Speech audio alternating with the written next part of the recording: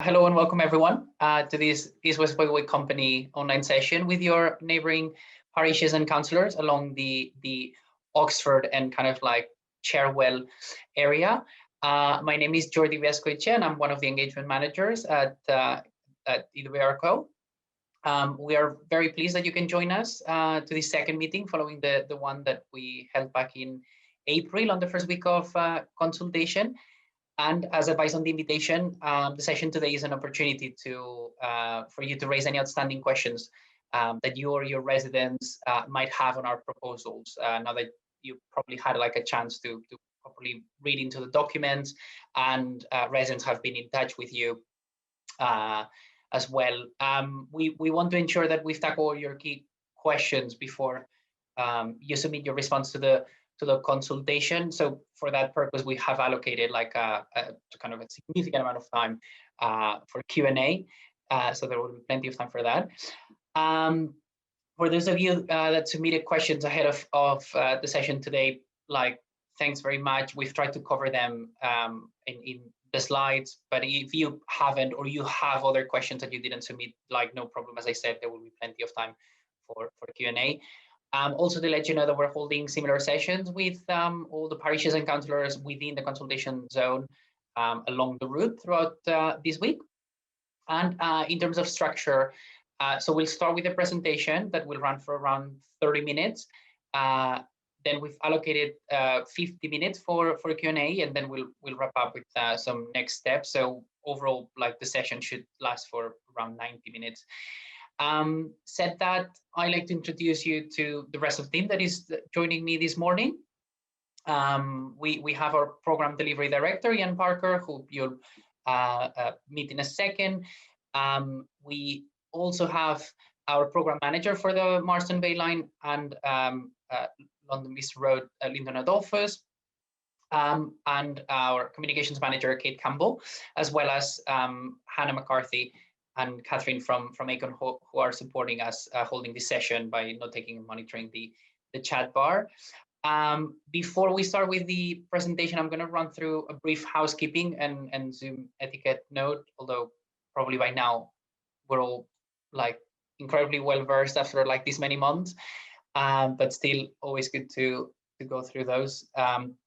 So basically, kind of key things, as you'll know, you'll find in the bar below different features, including like the buttons to mute and unmute yourself, share your camera and open the chat window, or check the list of participants.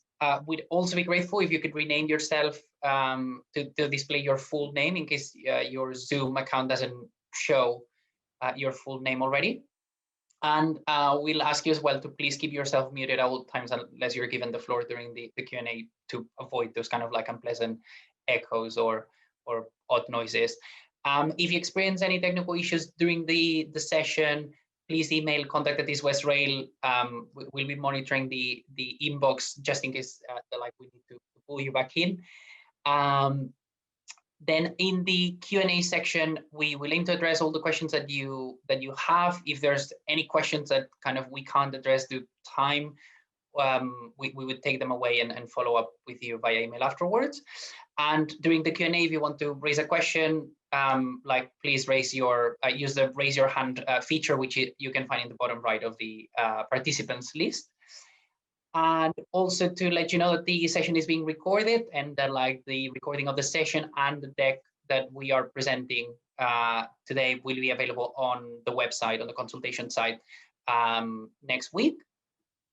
And before I hand over to Ian, I think we can go over to the next slide and show you kind of the different parishes, ward and county councillors that we have invited to today's session, just so you see kind of like the area that kind of like we're talking to today, kind of like a very broad spread. But it's basically like this Oxford and sort of like outskirts part of Cherwell area. So without further ado, I'll hand it over to Ian then. Thank you very much. Okay, thanks for that, Jordi. So yeah, good morning everybody. as Geordie said, my name's Ian Parker. I'm the Programme Delivery Director for East West Rail, and essentially my role is to ensure that that the scheme is designed and built in the most effective way, that we end up with the right solution that works for the most people, and that we use taxpayers' money in the most cost-effective manner. So what we're covering today, as Geordie said, is we're going to give you a quick recap of what the consultation is all about and what we're consulting on. We'll try and spend most of the presentation trying to deal with some of the questions that have already been raised in your area. And we'll go through a number of those. And each of our presentations that we're doing is different because obviously different questions have been raised in different areas, and we've tried to group those into themes. And then we'll wrap up by just talking a little bit about how you can, as parish councillors, get your communities more involved in this consultation, although obviously we have been running for a few weeks now. And then we've carved out a fair amount of time at the end for Q&A. So if we just move on to talk about the consultation itself. So if you go to the next slide, please. What are we consulting on? So it's a 10-week consultation. We started back at the end of March and we're finishing on the 9th of June. The consultation really is an opportunity to share with you our current thinking on the scheme, and obviously to then seek the views of councils and the community and other interested parties really in our proposals. And really the consultation is for two purposes. One is to consult on the physical work that we're proposing to do. You can see the second bullet point there breaks that down into a number of sections, which is really important to get people's views on to ensure that we're building the right thing in the right place. The other aim of this consultation is to consult on what sort of experience people are looking for as potential future customers of this railway, in a sort of an end-to-end way. I'll talk a little bit about that in a moment, but the experience people are expecting to get from having the railway running from Oxford to Cambridge. If we go on to the next slide, what we're showing is the area in which we are consulting. So you can see that hatched area runs all the way from Oxford through to Cambridge, and also includes an area around the north of Cambridge where we're looking at as an alternative, which has been proposed by people living in that area. But the zone in which we're consulting is broader than the zone in which we're carrying out potentially future work. And the reason for that is because of the second reason I mentioned before, that we're consulting on the experience people will get from the railway. So whilst part of the purpose of this consultation is to understand about the physical impacts, we do want to hear from people right the way along from end to end on this route, around the experience they'll get from the railway, which kind of takes me on quite nicely to the next bit of the presentation, which is the customer experience and the railway operation itself. So in the next slide, what we're showing here is the areas in which we're seeking to gain more information through this consultation, and it breaks it down into a number of things. First of all, how do you find out about the railway and plan your journey, and what would you look for at that stage? We then want to know about journeys to and from stations. How do you think you'd get to the station? And then what facilities you'd like when you get there. So, if you're driving to the station or cycling to the station, clearly you'd want somewhere to leave your car or your bike. But also at the station, what else would you expect to find there? Would it be a simple shelter and ticket machine, or do you want something more? Would a shop at the station be useful? To do your grocery shopping on the way home, that sort of thing. So we are looking at stations very much from, you know, 21st century view of what the purpose of a station is. Is it just somewhere to get on a train, or is it something more than that? And again, we'd welcome your views on that. On the platform, and then boarding the train, what are the facilities that you and your parishioners would be looking for? And then when you're on board the train, what does that look like in terms of the level of service that you expect on a journey of this type? Recognizing it's not a long distance service, but at the same time, you know, if you're traveling end to end, it's quite a significant amount of time on the train.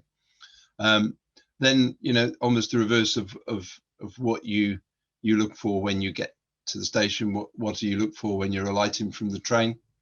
What level of interchange do you want with other railways and other modes of transport? And then what sort of journey are you going to take following the train journey? And then what if anything do you need post travel in terms of feedback and other services?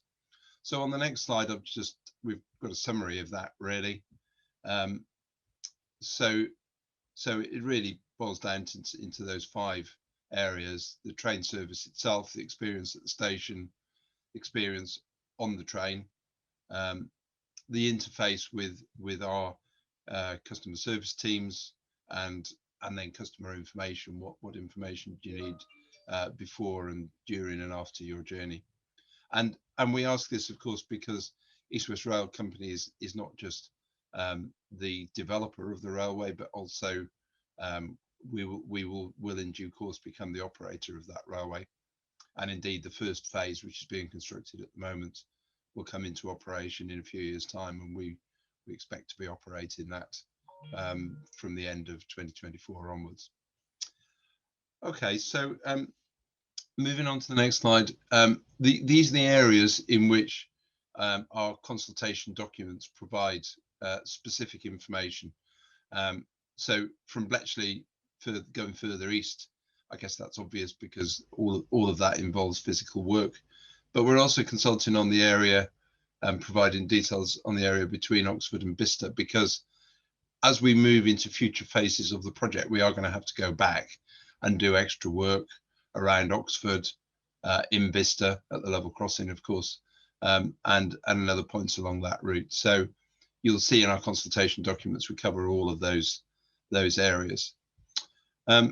So moving on to the next slide, then we're going to talk about Section A, or at least Lyndon, my colleague, is going to talk about Section A in a second, which is the section between Oxford and Vista. So, Lyndon, do you want to please take us through the next few slides and take us through some of the questions that have been asked, please?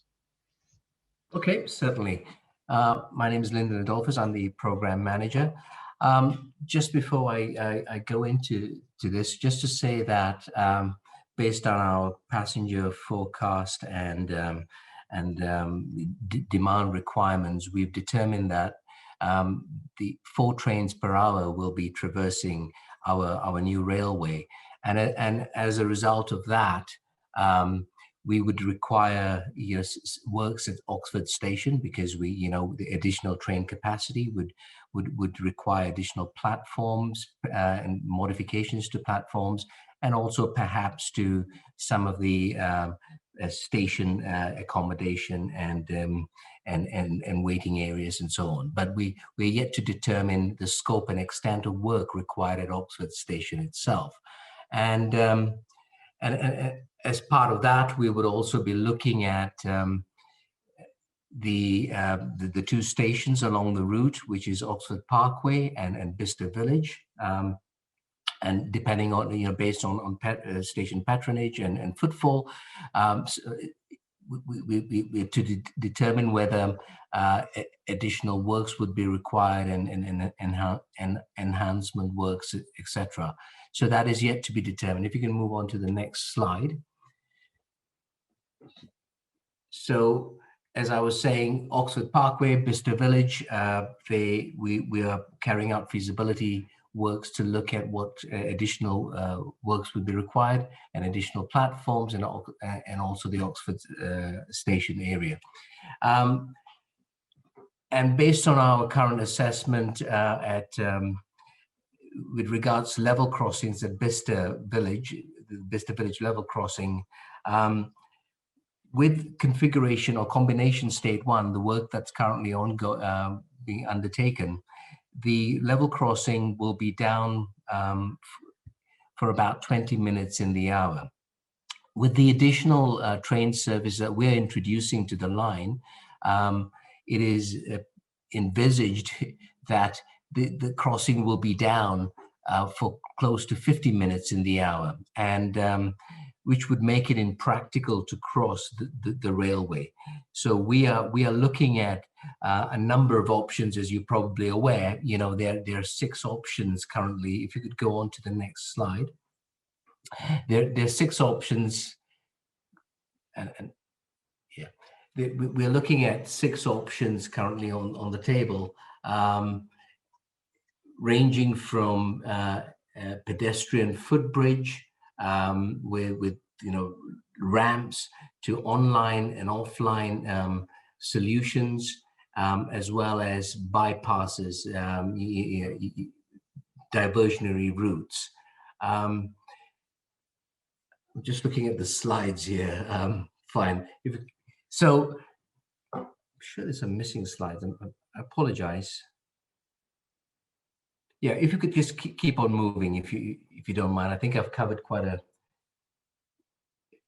Yeah. So if you could, yeah. In terms of just to answer the question in the previous slide, in terms of the upgrades required at the stations, we're still looking at what is required. As I said, we're working closely with Network Rail on Oxford Station. And in terms of the scope and extent, as well as Vista and Oxford Parkway. On to the next slide, where we come to London Road Crossing. Yes, 50 minutes in the hour. The crossing will be down. This would make it impractical, inconvenience vehicle road users. On to the next slide, please. The 6 concepts that I was referring to, I think it's also important to say at this stage that we as a company have not carried out any feasibility works thus far. What you see here is really a consolidation of the work that's been carried out, feasibility work that's been carried out by Network Rail and Oxfordshire County Council. And it goes back as far as 2010. So we simply synthesized all of the information available and presented it here for public consultation. And it's also important to say that over the last few weeks, we've also listened to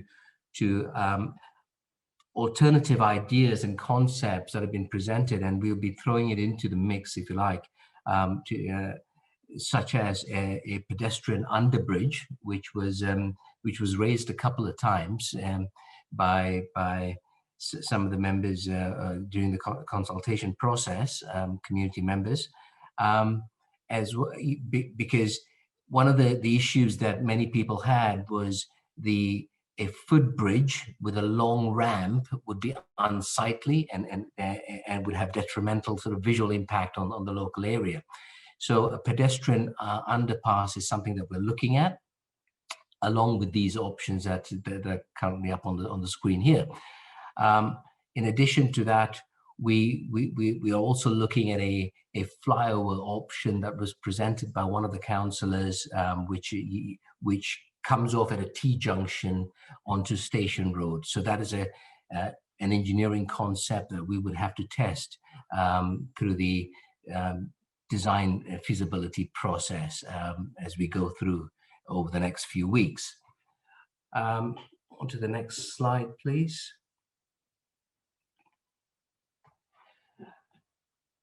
Right, one of the options.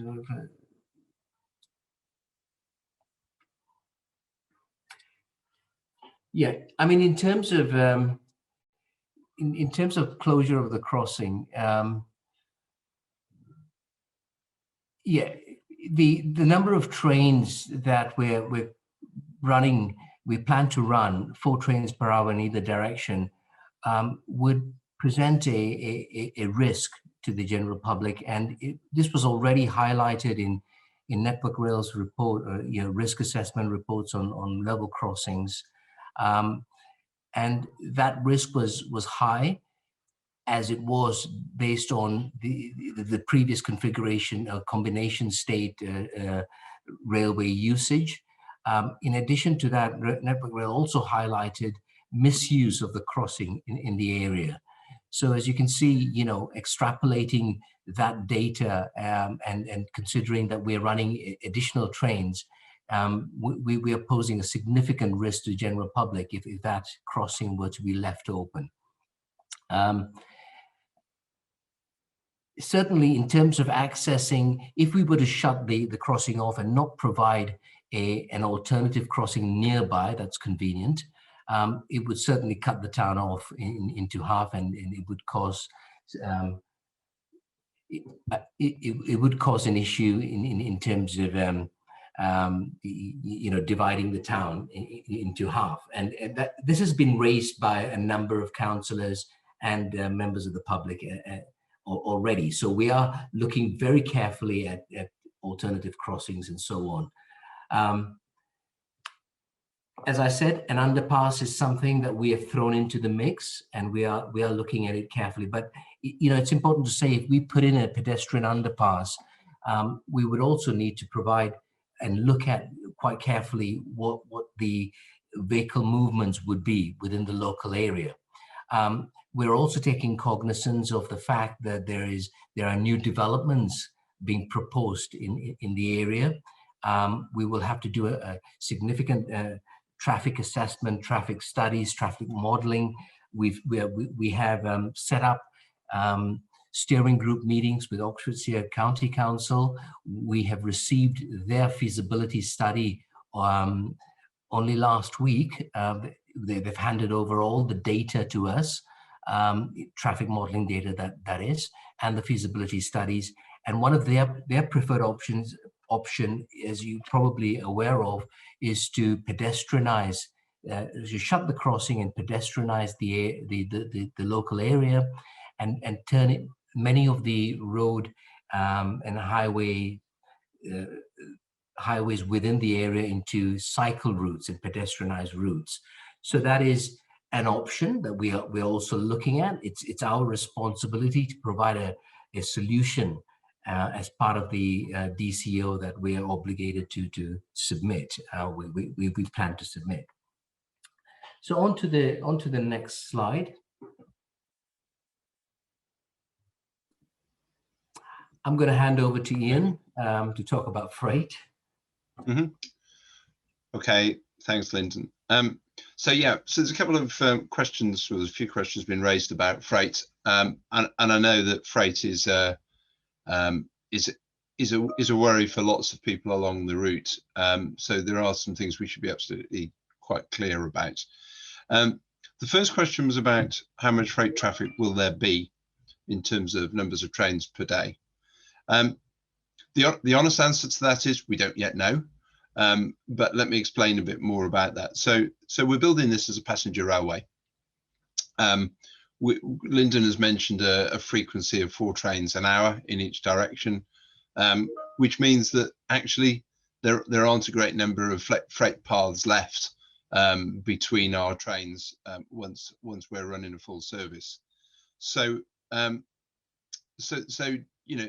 during the normal working day, it's when we have a railway running at that sort of frequency, it can't accommodate a huge amount of freight. And added to the fact that we are running a railway which will operate at 100 miles an hour, slow freight trains would get in our way, and so therefore that again minimises the capacity of the railway to carry freight as well as passengers.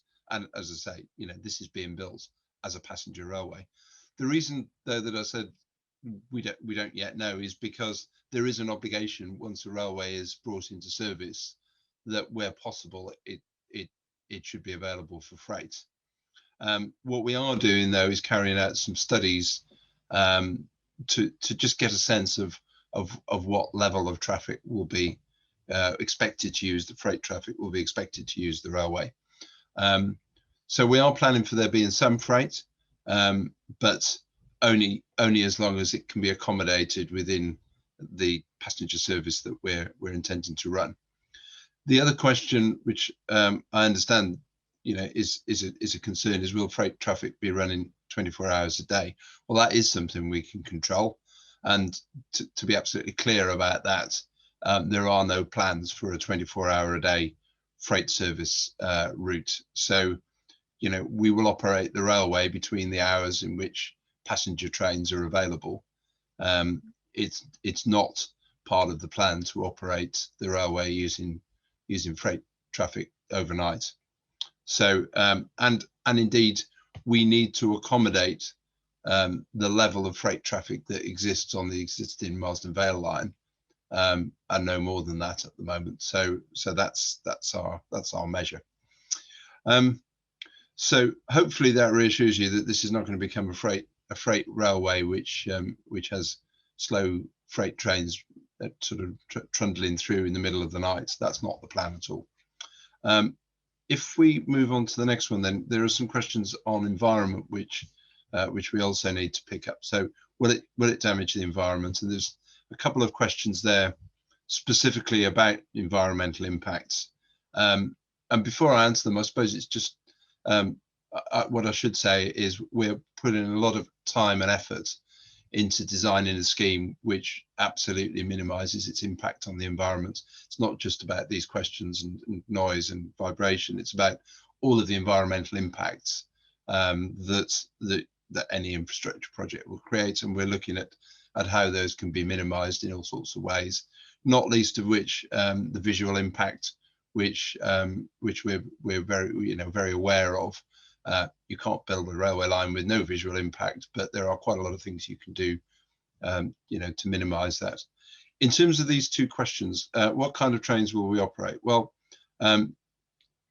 initially we are operating a diesel service on the railway, but that's an interim measure whilst we conclude the construction of the subsequent sections, and at that point we'll find an alternative form of train.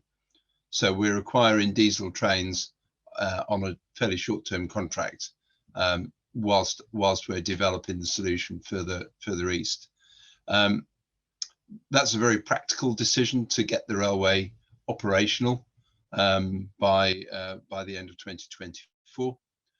But a couple of years ago, the government challenged the rail industry to eliminate diesel trains from the network by 2040, and that is very much our intention. But what we'd like to do is to eliminate them a good time before that. We're still making decisions about the way in which the type of traction power that will run on the railway. The most obvious low carbon solution is to electrify the railway, of course, and that's very much a solution that's still on the table. But we are also looking at other forms of motive power, not least of which battery power, because this is a railway service with lots of stops and isn't a very long distance service. That is a possibility, but obviously there still needs to be some areas where there's electrification in order to charge the batteries. The other question that's come up quite a lot is how we reduce the impact of noise, and so there's a number of ways we can do that, and there's the source of the noise, so we can reduce the noise source. Diesels obviously are much noisier than electric trains or battery trains, and so we will be moving to a quieter type of train. The other source of noise is not just the engine actually, but the rails and the track. The track and the wheels, which does make some noise, and so we are looking at track technologies which reduce that noise. Not all tracks and wheels are equal in that sense, and there are quieter solutions that minimise the rail to train noise, and so we're looking at that as well. Also, you can mitigate the noise that is generated in a variety of ways. The best way to do it actually is to design a railway which physically minimises the transmission of noise out of the railway corridor. Putting railways in cut-ins always helps, but isn't the complete solution. But you can create bunds alongside the railways to mitigate noise, and you can create other types of noise barriers, including fences. We have very good, reliable methods of calculating train noise based on the physical cross-section of the railway, and we'll be doing that. We are doing that, and we're looking at the solutions, with that in mind. So how can we keep noise to a minimum, particularly where the railway is near people's homes and near schools and other buildings where people are gathered generally. So it's ongoing work. The environmental statement that we're going to be producing as part of our development consent application in due course will include a section, of course, on noise, and we'll give you a lot more detail at that stage on how we intend to keep noise to an acceptable level. So if we move on to the next slide, then please. In fact, go straight on to the next one. No, sorry, that's the only slide on that, isn't it? So in terms of the approach to consultation, so we have been asked if we can extend the consultation. We've considered that and decided that on this occasion the answer is no. We'll stick to the 10 weeks that we originally proposed to consult. The 10-week period has given us, in our view, time to gather the information that we need at this stage, and we've structured it across a local government election period, as you know. So we've allowed sufficient time after the elections at the beginning of May in order for newly elected councillors to have a say. So we think we've allowed a reasonable time for this consultation. I think it is fair to say, though, that this is not the end of the story, and that we are going to consult again next year once we've developed the proposals in a bit more detail. And I suppose the other thing to say on this is that the fact that there are some formal consultation periods doesn't mean at all that we can't talk in between. So, we are looking, as we did before this consultation, actually, to maintain a good dialogue with communities and with parish councils and district councils and so on in between consultations. So, we value the information that comes back from those conversations. We've used a lot of that information to shape our design so far, and we'll continue to do that going forward. In terms of how we analyse feedback from consultations, a number of people have asked us that. So there was another slide.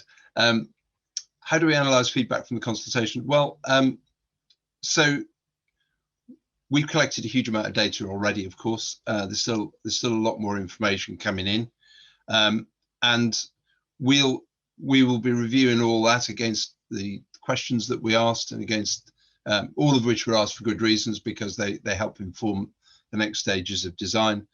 We'll produce a consultation report in due course within the next few months after the consultation, where we'll provide you with factual information about numbers of responses received, what people said. We'll be as transparent as we absolutely can be, so that you can see what other people have said as well, and then we'll use that information alongside other work that we're doing. So the consultation is one element that's informing us. We're also, as you probably know, doing a lot of survey work at the moment, particularly environmental surveys. We're also carrying out studies into freight, into the economics, and other aspects of the wider scheme. And what we're doing is feeding all that through into the next stage of design, which is to come up with a much more specific scheme that we can bring back to you at a statutory consultation early next year. And in terms of when will we know which concept has been selected, I think this was specifically in relation to the concept for the Marsden Vale line, where we've put forward 2 alternatives, one involving the retention of all the existing stations, the other involving the development of some new stations, which we think are better sited and will allow a faster service. When we consult next, as I say, that will be early next year. When we consult next, I think that a lot more will be clear then as to which option we're going to choose. So we'll come back to you with a proposition at that stage, and again, ask for your opinions on that. Okay, so moving on from there, how we said we'd talk to you at the end about how you can get involved and how your communities can get involved. Well, there's a number of ways that you can do that, most of which I imagine you've probably found by now, so we won't spend too long on this. There are virtual consultation rooms which are open until the 9th of June. Those are on our consultation website. We're running a whole series of live chat events, which I think have proved quite popular. Actually, we've got a series of 16 events held via the virtual consultation rooms, and we've covered a whole series of topics where there's the opportunity to talk directly to members of our consultation team. We've done those during the weekend and on weekends. We've set up a dedicated phone line. Not everybody wants to use the online methods of contacting us, we know that, and so we've created a phone line to allow people to talk to us directly that way and provide us with their views. And also, you know, if you want a feedback in hard copy, then or indeed using the online feedback forms, either is possible. So we've tried, although this has been a virtual consultation, we have tried to make it as flexible as possible in terms of the range of ways in which you can make your views known. There are some ongoing live chat sessions. There's some on Thursday this week, and then next Saturday, and then 3 in the following week, on the dates that you can see on the slide there. So, you know, we are genuinely keen to understand what you and your residents think about the proposals as they emerge. You know, this exercise is really important for us. It's helping us to shape the design of the scheme, because, you know, frankly, we all want to create a solution which works best for people in the Oxford to Cambridge arc. You know, that's our motivation in developing this scheme and indeed in carrying out this consultation. So you know, we've explained to you this morning how you can contact us. We'd be really grateful if you could ask people in your parishes to do the same. So the more information we get, the richer a picture we can build up, and hopefully the better the scheme will be. Okay, so that's the end of the presentation. We're now going to go to questions and answers, and I think I'm going to hand back to Geordie to just field some of those. So Geordie. Yes, absolutely. So any questions so far? I can see there's one hand up. So we'll start with Michael. Right, thank you. I finally got into a meeting. First of all, if I can just say, I'm pleased to hear that there was an acknowledgement that work has been going, thinking has been going on about the London Road crossing in particular since 2010, and that Oxfordshire County Council have been involved with Network Rail. This has not been made clear in past parts of the consultation, because there have been certain people who put forward the view that Oxfordshire County Council has had little to do with this, but I gather that the options have actually mainly come through them and this work. But I just want to underline the fact that I previously, with other local county councils, have tried at other consultations on the growth of this line over a period of time, to raise the issue of the London Road crossing. So I would say it isn't a new issue. It is one that we raised, but previous consultations have ruled it out because it doesn't come into the comfort of work that was being done. But the major concerns that you have underlined, that Vista as a town is doubling in size, probably the biggest growth of any town in the southeast of England. And certainly it would be the second largest town in Oxfordshire if that growth actually happens. The crossing is an important point in far as the town is concerned, that if you look at the town of Vista, it was a very small market town. And if you actually look at the approaches into the town for vehicles at the moment, you can get in through the north down St John's Street, you can get into the town south through London Road, you can get into the town on the Launton Road. But other than that, there are no real entry points for larger vehicles. So if the London Road crossing was closed, buses would only be able to come into Vista from the north. There would be no southern way in. It has been suggested they could come in down the Launton Road, but a double-decker bus would not manage to manoeuvre the town end of the Launton Road. So there are issues to do with access to the town. And I don't believe, as one, that this entry into the town can be closed off to vehicles. You've talked about the plans to pedestrianise, to encourage cycling, but cars will always be there, hopefully all electric. But this access is important. Also access to the station itself, if it is going to be well used.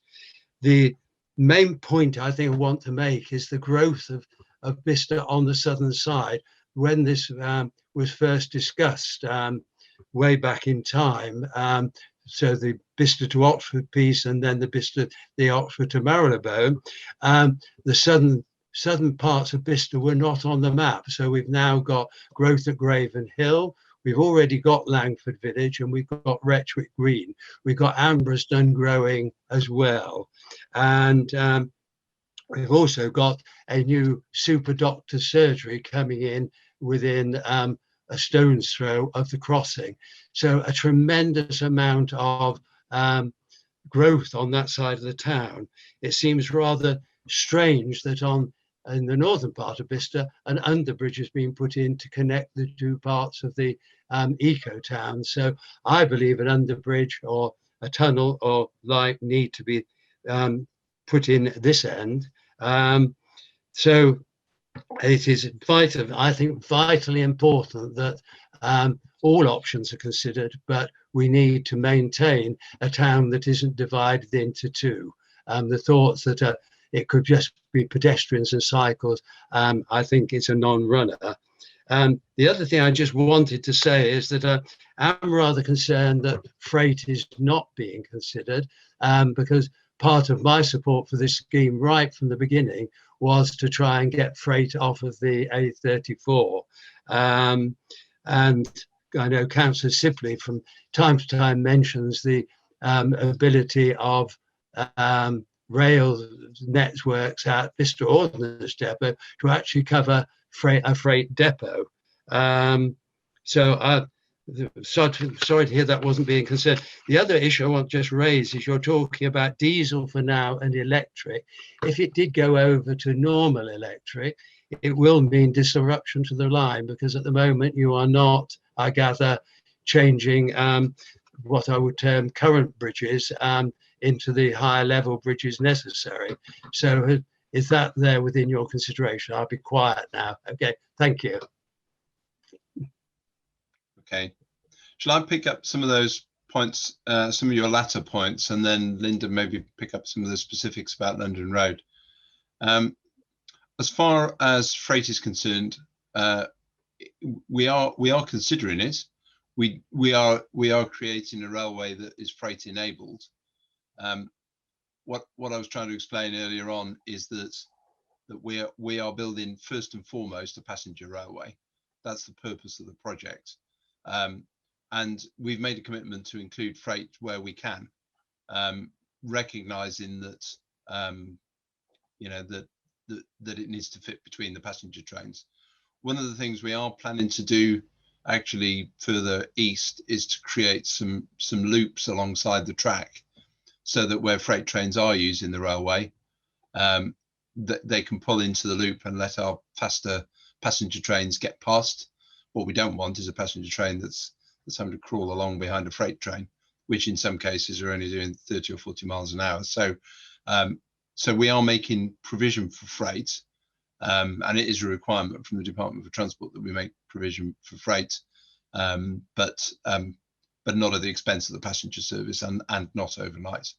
So that's our position there, really. In terms of the section of the railway which is being constructed at the moment, you're quite right that we are not making we're not providing electrification for that section of the railway at the moment. So on day one, when the railway opens, we couldn't run an electric railway anyway. It can only be a diesel option initially. But we are certainly, in terms of bridge heights, we are making provision for for future electrification, where we're creating new structures. So we you know, we are still leaving ourselves the possibility for electrifying it when we build subsequent stages. And it might well be that we go back and we electrify when in parallel with one of the future stages of the scheme. Going back to the options at London Road, Linton, do you want to just comment on some of those? Sure. No, you raise a number of very good points. We are cognizant of the fact that the town is growing very quick, very fast. We have a team who, as part of, you know, who in terms of working with the designer and assessing the options on the table. Part of that involves looking at new plans, new developments, new housing developments within the area. So we will be studying local plans. We'll be looking at the impact of those housing developments on traffic. We will be doing traffic modeling work ourselves. We've received, as I said, data from OCC recently, traffic modeling data. We will be validating that in light of our options. You also mentioned Loughton Road and the constraints on that road with regards to double-decker buses. That's an important point you make. We haven't looked at it in detail, but our team, our designer will be going out as part of our traffic assessment work to look at traffic movement studies and so on. So that's all currently planned as part of our study. And also an important point to mention is an underpass, an online underpass, as you would appreciate, is going to be quite an expensive option. We will be looking at it from a cost-benefit perspective and a business case perspective. Just on the face of it, an online underpass would require that we shut off London Road for perhaps over 2 years just to construct the tunnel.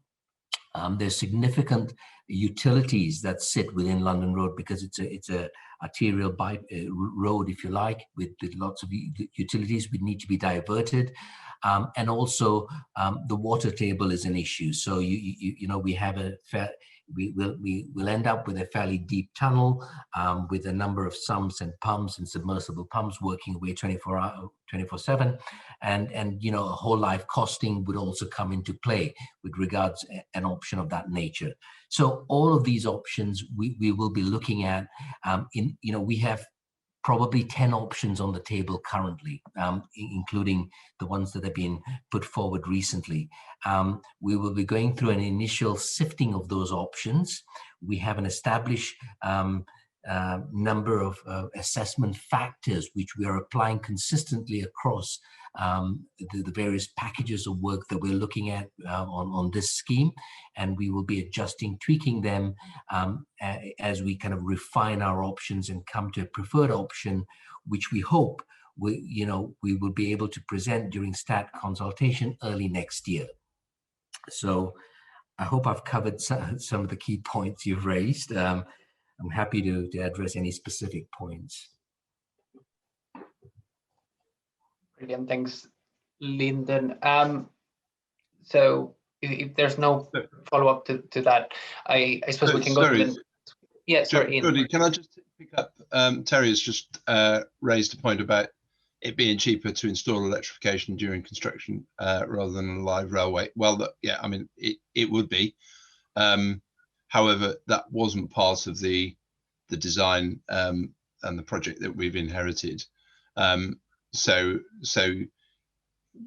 what we are trying to do is ensure that as far as is possible, we don't have to, or we minimise the amount of work that we have to do at a future date. The point is that the decision yet to electrify hasn't been made, and as I say, we are looking at other options as well. So, you know, until we've concluded that work, there's little point in us starting to electrify one section of the railway. Ian, the thing that I can say for sure is that it won't be diesel long term. Ian, this is Councillor John House, and I've got a query rising from that, which frankly has been confusing all the way through this, particularly following the Williams review. You talk about East West Rail and you've got East West Rail Company as if it is your own railway. Clearly between Oxford and Vista, it's not your own railway because you share it with Chiltern and between Oxford, North Junction and Oxford with various other people as well. How does the Williams review change this in terms of ownership and control and decision making? Because that may, for instance, be quite important in relation to freight, because as you know, freight is not these days largely chugging along at 30 miles an hour, but much of it is container trains which move on the Oxford corridor now at 70 miles an hour. And if you're running 100 miles an hour railway, there presumably is no reason why fast container trains can't run at 70 miles an hour as well. So I'm slightly confused about where we're going in terms of ownership of this project, particularly as Network Rail this morning announced that they had the funding for the works at Oxford Station, which includes your Platform 5 needs. Okay. Yeah, so obviously the Williams review was published last week, which for anyone who's not aware is a fairly long-awaited review of the National Rail Network in the UK. That review recommended the setting up of a company called Great British Railways, which would effectively take over the operation of the railways from Network Rail. It also mentioned specifically two projects which would continue to operate independently of this new Great British Railways company. One being High Speed 2, the other being East West Rail, East West Railway Company. So we are a company completely independent of Network Rail. We are another, what the government calls an arm's length body. So we have a similar status to Network Rail or High Speed 2 or Highways England or any of the other arm's length bodies that exist at the moment. We're responsible for the operation of the railway between Oxford and Cambridge.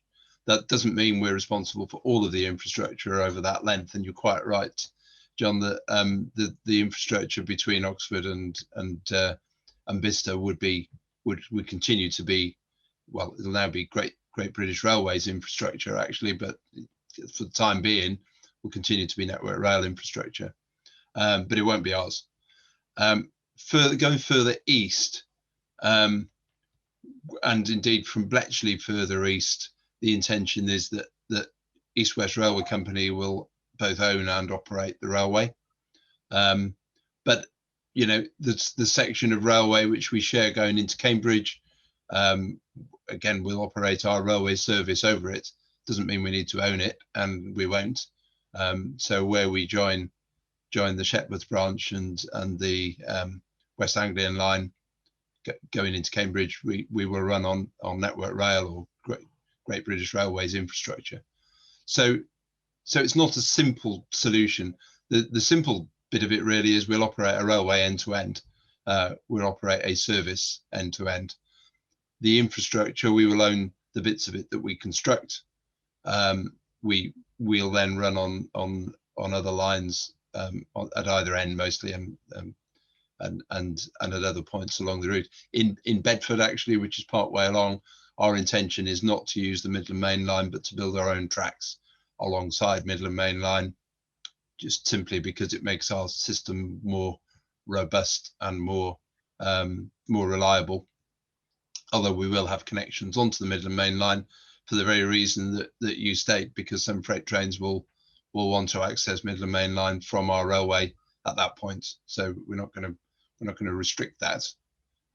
So it is a combination. It's not a straightforward answer, I'm afraid, but hopefully that explains it a little better. Yeah, I know it's a complicated issue, because you've got the bit that you effectively have total control of from north of the junction where the Chiltern line leaves. Yeah. But you also haven't said anything about Milton Keynes, and it's interesting you're consulting people in the Oxford area who may want to go to Milton Keynes, but you're not consulting north of Bletchley for people in Milton Keynes who may wish to come to Oxford. Yeah, and we are intending to run a service through to Milton Keynes, which obviously will then access Network Rail infrastructure to take us onto the mainline railway there. But not all of the trains will run to Milton Keynes, but the intention is that some will go Oxford to Milton Keynes and back. Yes, I'm just curious about how you will, without consultation, how you will understand the demand on the Milton Keynes to Oxford part of the line rather than the Oxford to Milton Keynes. Okay. Because you'll get quite a lot of feedback, presumably, from people saying, yes, we want to go shopping or we work in Milton Keynes. But you won't get any feedback from people in most of Milton Keynes about whether they would use the line either in the Bedford direction or in the Oxford direction, because you're not consulting them. Yeah. No, that's a fair point.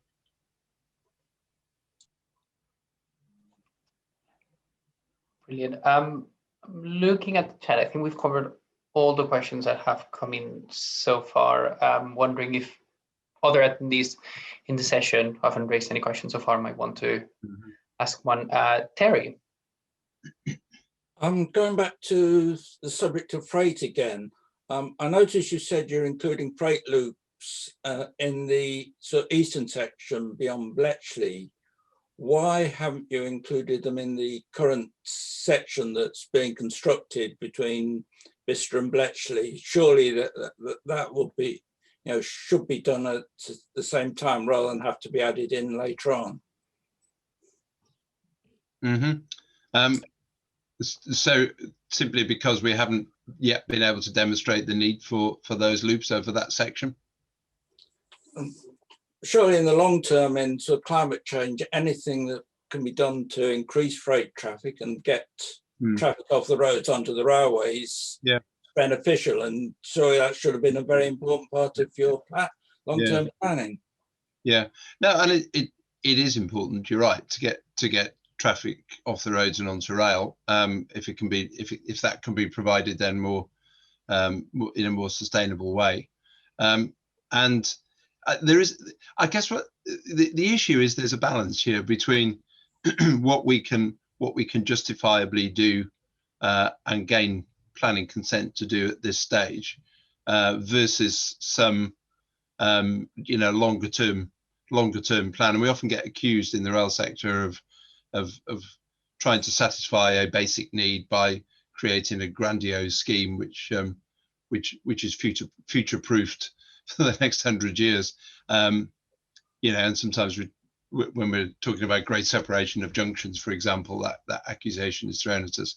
What we've tried to do is get the right balance between doing as much as is needed to reasonably future-proof the service, but recognizing that over the next 100 years, or even over the next 30 years, things might well change. So we are trying to achieve a balance which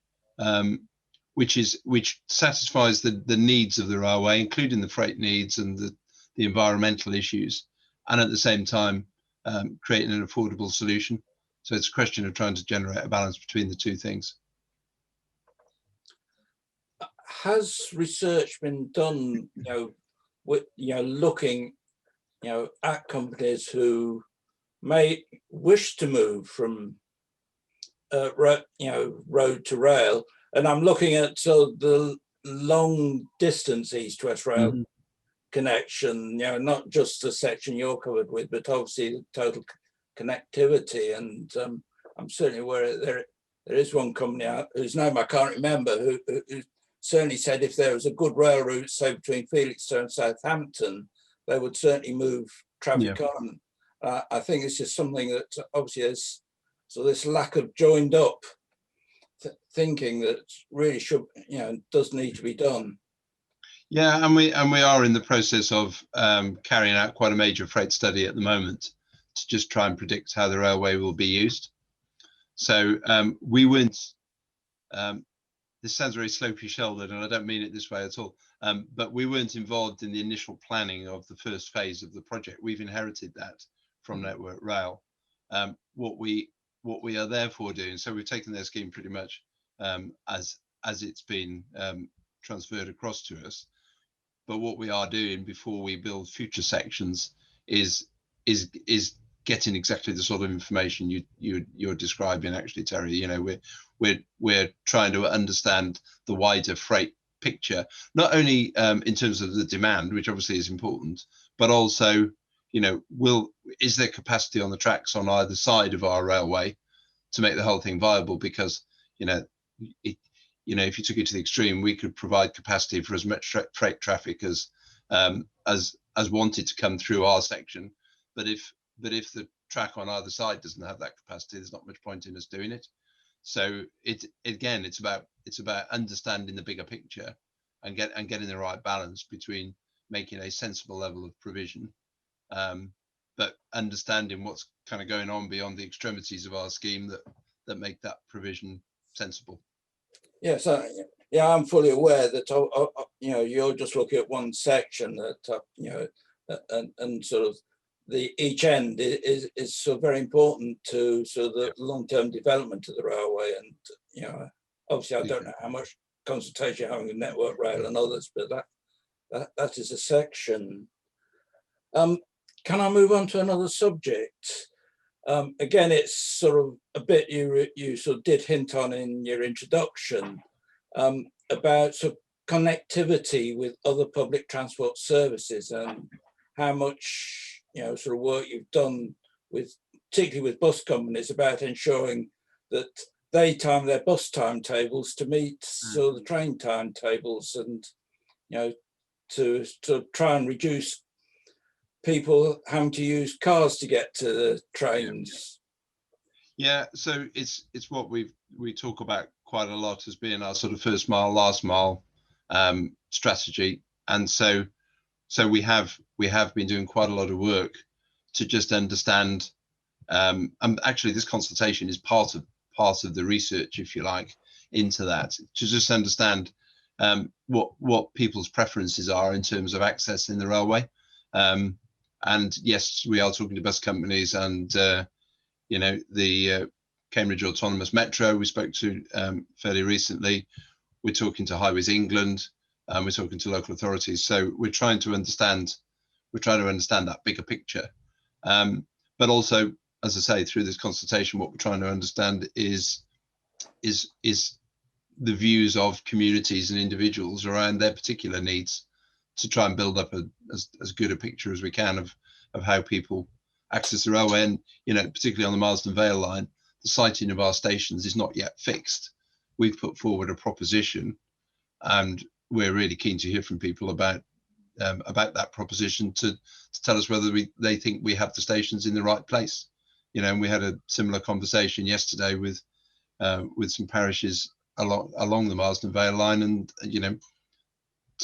discussing whether our proposition for station locations actually did offer the best service, or whether there was something better. And we're still open to that at this stage. Obviously eventually we'll have to decide, but right now we're really keen to hear people's views. Brilliant. I can see that David has a question and has raised his hand. David, please. I've had my electronic hand raised for some time. I'm the chair of Kidlington Parish Council, which is disproportionately represented here because the track doesn't actually go through us. However, we were very much opposed to the Oxford to Cambridge Expressway. We've always been very much in favour of your railway. Now that the expressway seems to have more or less come off the agenda, we wonder how the future prospects of the expressway actually will or have affected future planning for the railway. Yeah, that's a really good question, actually. And funnily enough, I used to work with Highways England, and it was one of my projects. So I do know a little bit about the background to the expressway project. And of course, parts of that expressway are being built. So the Black Cat to Caxton Gibbet scheme is part of the expressway. The A421 is already there around the south of Bedford. So, you know, parts of the scheme are being created. What won't happen now, I don't think, is that there will be an end-to-end corridor between Oxford and Cambridge. And I think that reflects, I guess, government policy, doesn't it, on, the general move from road to rail. We are certainly looking at how that affects our demand model, and I think we're very conscious that the spine for the arc now is very much East West Railway rather than it being a combination of a road and a railway. So the simple answer is yes, we recognise that's meant that the demand model has changed, and we're doing work on it at the moment. Actually, I wouldn't say it's complete yet because we're still doing the modelling, but we are doing both traffic, road traffic modelling in the vicinity of our railway, and of course the demand modelling on the railway to acknowledge that position. If I could just come back. Of course, the removal, if that's what's happened, of the expressway would seem to make the need for freight traffic along the railway rather greater than you seem currently to be allowing for. Well, not greater than we're allowing for necessarily, I don't think, but it's certainly, as part of our freight strategy, it's something we need to look at. I think to be honest, it's a wider issue than whether the expressway is built or not. I don't think one necessarily equates directly with the other, although there's got to be some correlation, I suppose. But we need to understand the bigger picture on freight, because freight operators clearly have a number of options as to which route they choose, as do road freight operators. The A14 has been improved considerably along its length, so that's a route between the East Coast and the Midlands, and then an Eton line actually from the East Coast ports has also been improved, so that has capacity to carry quite a lot more freight traffic. But there's no denying that our route has the potential to be a very good east to west link for rail freight, and so, as I say, it's that bigger picture that we need to understand, as opposed to whether not extending the Oxford to Cambridge Expressway between Oxford and sort of Milton Keynes area is going to make any difference. I think for freight operators there are other routes which are possibly slightly further, but stay on sort of dual carriageway and better standard roads. Great. Then we can move on to Alan, who has also raised his hand. Okay, I'm also Kidlington Parish Council, but just a couple of points I'm interested in.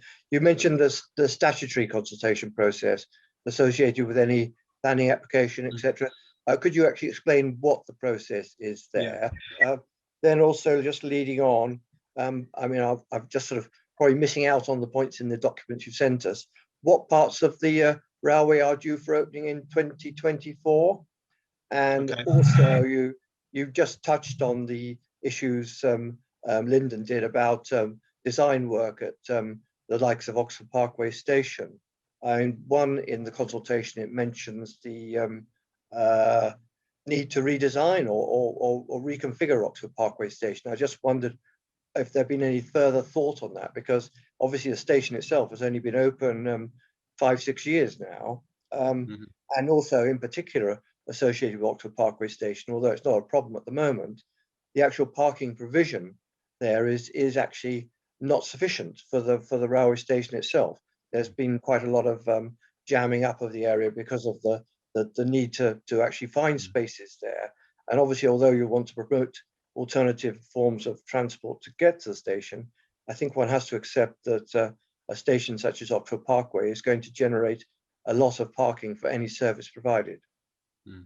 Okay, so I'm going to come back to Lyndon in a minute and let him answer the Oxford Parkway issues, because he's got more detail on that than I have. In terms of which section of the railway is going to open at the end of 2024, our current plan is that the section that we're constructing at the moment between Vista and Bletchley, which is being built by the East West Rail Alliance. It's a different organisation to East West Rail Company. We're accountable for acting as the Department. The Department of Transport is funding it, of course. We are effectively their agent to ensure that the money is spent properly. But the East West Rail Alliance is a consortium of contractors and designers and so on, who are actually doing the construction work. The intention is that will enter into service, well, right at the very end of 2024 or into 2025. But that's the construction that's going ahead at the moment.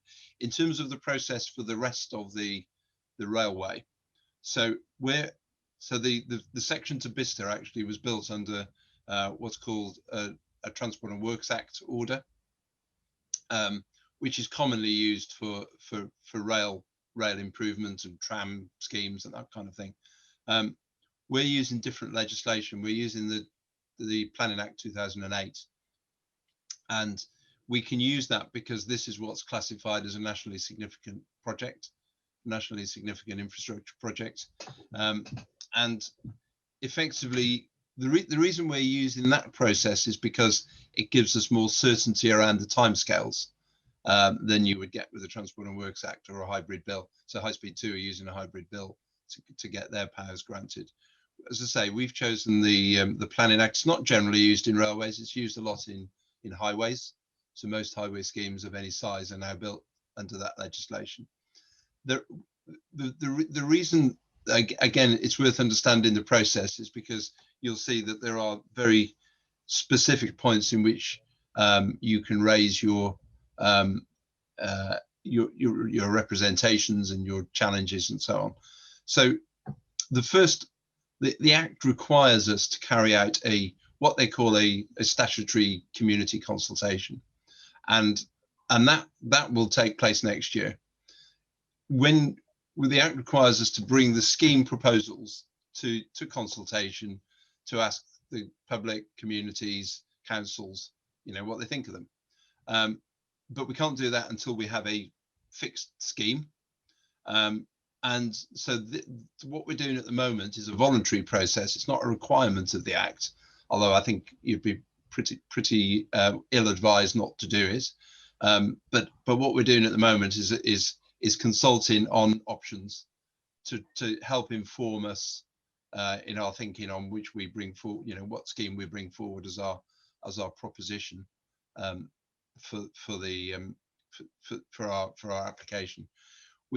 So we'll then have another similar length consultation period sometime in the first half of next year, where we will put a proposition on the table for the end-to-end scheme and say this is what we'd like to build, and these are the reasons why. Similar sort of structure of the consultation to this one. Hopefully we'll be able to do some of it at least face-to-face rather than virtually. And then when we complete that consultation, we have a period where we put together all the various documents that are required as part of a DCO, Development Consent Order application. And it's a lot of work. I mean, when you see similar applications, they fill whole rooms full of documents. It's a pretty voluminous set of requirements. So that will take us a good few months. after which we'll submit our application to the Planning Inspectorate, or PINS as they're known. They will spend 28 days reviewing our application to confirm that, not whether they accept it or not, but whether it's complete in terms of all the documents are there. 28 days after the document is submitted, they'll well, actually they do use the word accept, so they'll accept the document. Doesn't mean they've made a decision as to whether it's approved. It's just simply saying you haven't forgotten anything. Then there will be a period of time where they will consult with local authorities, and they will arrange a date for an examination of the proposals. That process normally takes about 6 months. And then there is a 6-month examination, and the 6 month is set out by the Act. It says it can't be more than 6 months. It's generally, on any scheme of size, it's generally not less than 6 months. And they'll appoint examiners who will go through all of the proposals, all of the representations that are made by communities and councils. And then at the end of the 6 months, they'll write a report. They are given a statutory 3 months to write the report. And then that report is presented to the Department of Transport, who have a further 3 months to consider it and then make a decision. And then normally within that 3 month period, the Secretary of State for Transport will make an announcement in which he either accepts the proposal or he doesn't. And that's basically the process. So it's quite well structured. If you go to the Planning Inspectorate website, they produce a lot of advice notes actually, and they're well worth reading, because they'll help you and your communities to understand the key sort of touch points along that process where you can get involved. And we use them as the basis for these consultations. We use them as the basis for deciding what the application contains, but you should also use them, and they're very accessible actually. That you should also use them to understand how you can get involved further on down the process. We'll give you as much information as well as we can. We're already, I think, actually I haven't checked, but I think we are already on the PINS website, because I know we've provided them with some basic information about the scheme. But that's all they have at the moment, is just a map basically and a short description. But obviously as once we've submitted our document, they'll have all of that information online. And if you look at, for example, the A428 Black Cat to Caxton Gibbet, which is along the length of our scheme, they've just submitted their application, so you can see the scale of what's required for, well, actually a smaller scheme than ours, but in the same area. Alan, just going on to Oxford Parkway, you're absolutely right. It's a relatively new station. It was built 5 or 6 years ago, and it appears the car parking provision, appears inadequate. So what we're doing right now, right now we haven't established the scope and extent of work required at Oxford Parkway. We are looking at the patronage, the passenger forecast, the footfall, and we are in the process of scoping out what is required. It could well be, reconfiguring parts of the station, and as part of that work, the car parking facilities and provision will also be looked at. So I'm sorry, I can't give you any more detail than that. But it is, we are aware of what the issue that you raised, and it's work in hand and work in progress. Brilliant. And then Lyndon, conscious of the time, I was just wondering if there were any kind of final questions. If not, we can then, Carol.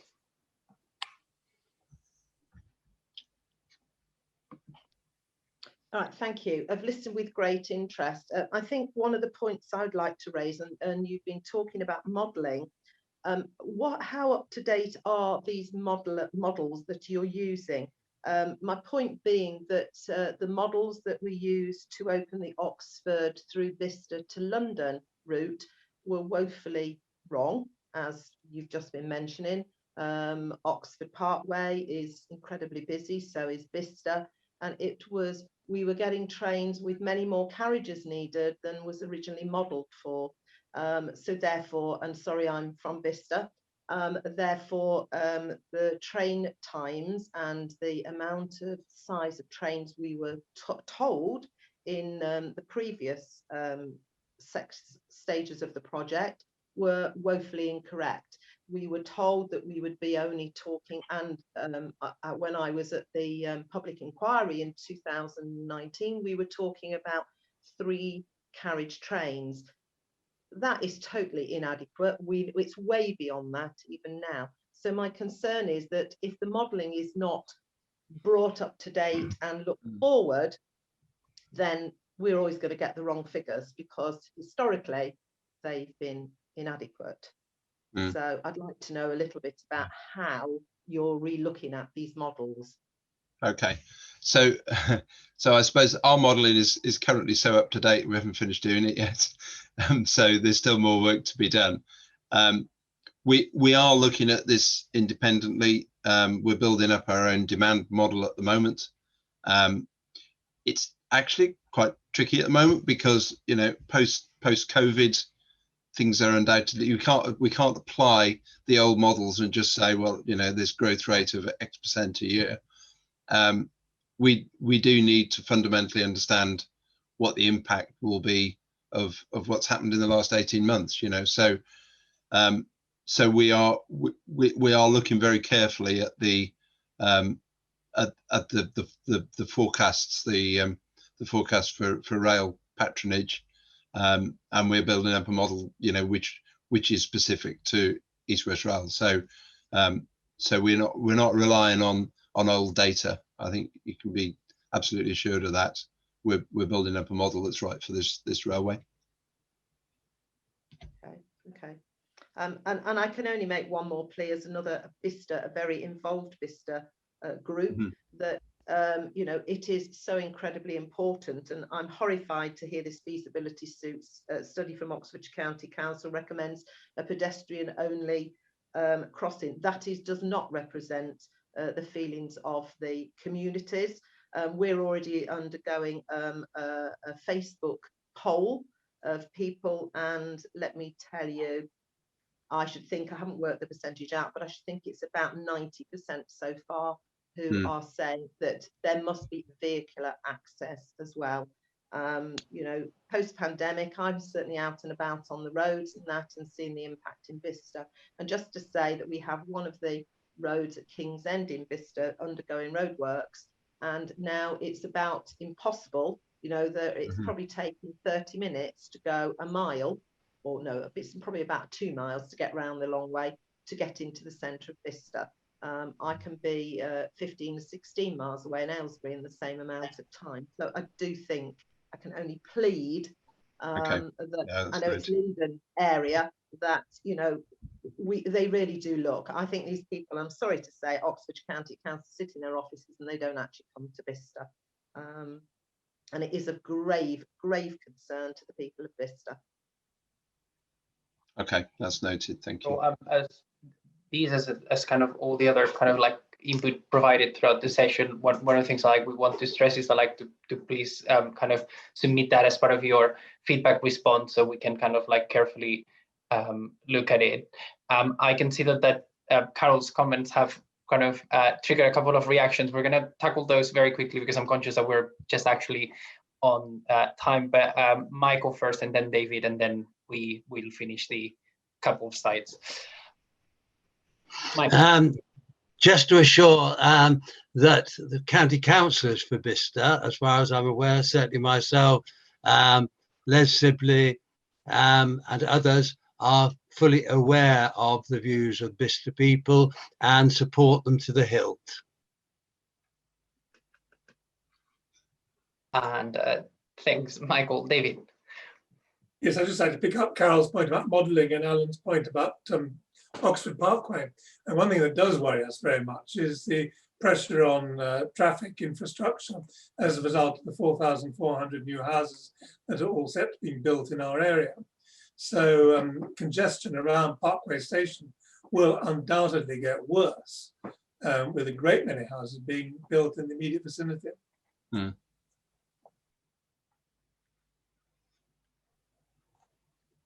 Great. Thanks, David. So I think on that note, let's wrap up today's session. Just like to cover kind of like what's next. Ian, you want to? Okay. So yeah, shall I pick that up? I've already outlined the next steps in the project, in the life of this project, the statutory consultation next year, and so on. We've still got a few more weeks, of course, in this consultation till the 9th of June. As I mentioned before, there are still a few live chat sessions that people can join. So those are the dates again, and then really, you know, just to conclude, really, to just remind you that that there's an email address that you can contact us on, and a phone number. And as I say, please encourage people in your parishes to correspond with us, to tell us their views. You know, people's views do actually count.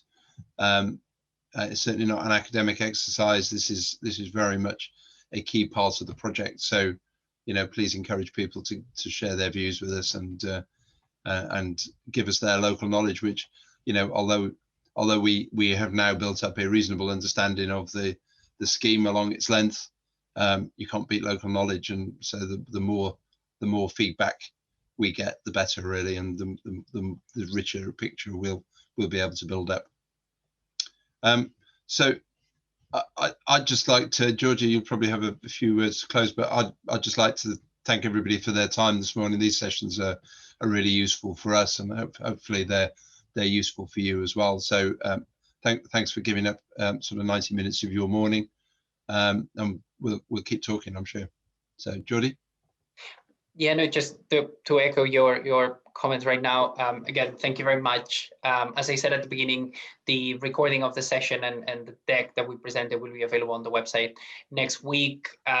There's this live chat, so still like a few more days of consultation happening, and just like please respond and tell other people to respond as well. So that's pretty much it. Thank you very much, everyone. Have a good day.